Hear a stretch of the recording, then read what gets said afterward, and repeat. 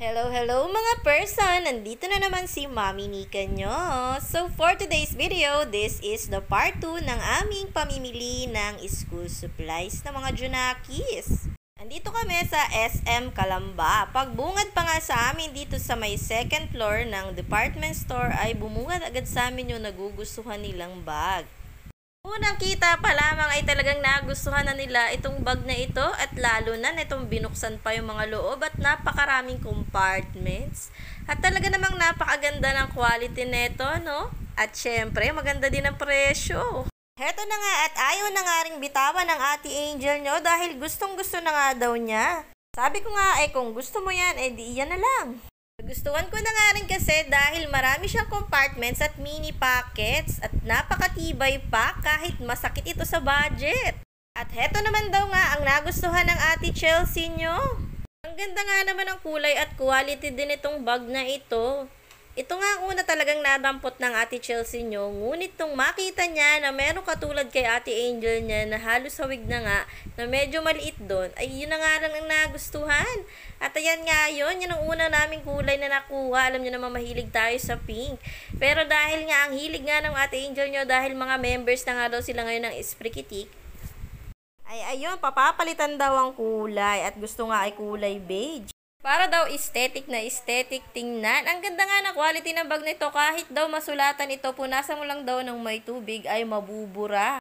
Waterproof na nga rin ito at meron siyang kasamang connector para pag may dala kang power bank kung gusto mong mag-charge ay mailulusot mo yun dun sa pocket niya. At napakatibay din talaga ng strap nito. Gantong-ganto rin halos ang quality no kay Ate Angel at malaki nga lang yung kanya ng konti dahil gusto niya nga daw kasya yung mga documents niya.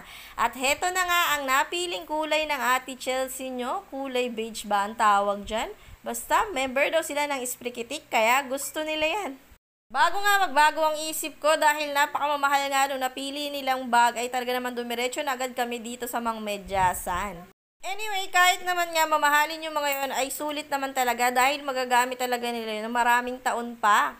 At lalo na nga itong mga medyas na to ay sigurado nang matibay ito at hindi basta-basta lumalawlaw ang tela niya. Heto na nga at nagbayad na kami bago pa dumaming nasa cart namin dahil mauubusan na talaga kami ng budget para sa mga notebooks.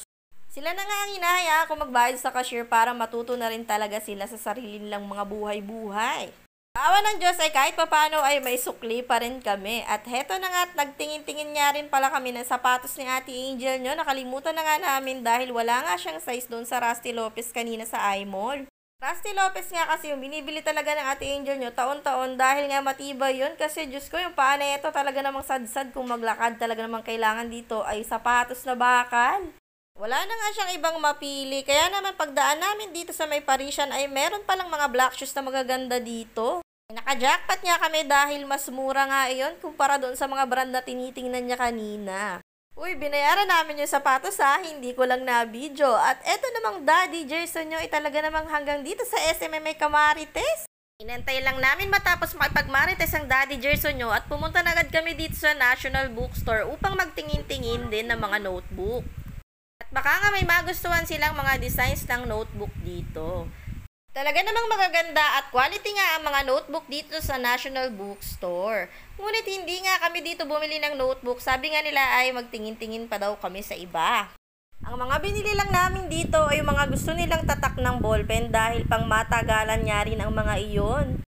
Ganito talaga kami mamili taon-taon. Gusto ko nga halos lahat ng store ay makita ko ang mga tinda nilang school supplies. Gusto ko kasi magaganda yung gamit ng mga anak ko pag nag-aaral sila. Kaya naman pinaglalaanan ko talaga to ng oras at effort sa pagpili ng mga magagandang quality ng kanilang gagamitin para sa school. Tuwing namimili nga kami ay naaalala nila na yung mga gamit daw nila dati ay puro Hello Kitty. Ngayon ayaw na nga nila ng Hello Kitty dahil Esprikitik na nga daw sila. At heto nga si Ate Chelsea nyo, diba nga nung birthday pa niya siya humihiling ng Aqua Flask sa daddy niya? Ito na nga sana yung pagkakataon na makabili siya ng Aqua Flask, ngunit wala na nga dito yung gusto niyang kulay. Ang bilis naman talaga nung ma-out of stock, kaya naman hindi na kami bumili dyan dahil ang gusto nga ni Ate Chelsea nyo ay yung gusto niya talagang kulay. Kaya sabi namin sa susunod na lang uli kami titingin pag may budget na nga lang din ulit. Panigurado kasi yung budget na mailalaan dito ngayon ay magagastos na naman sa ibang bagay. Ang bilis na talaga kasi ng pera sa panahon ngayon, ano? Kaya naman kahit anong wais mo talaga sa pamimili, ang ending niyan ay mauubos din ang iyong budget. Kaya naman, see you on part 3. Mamimili na tayo ng notebook.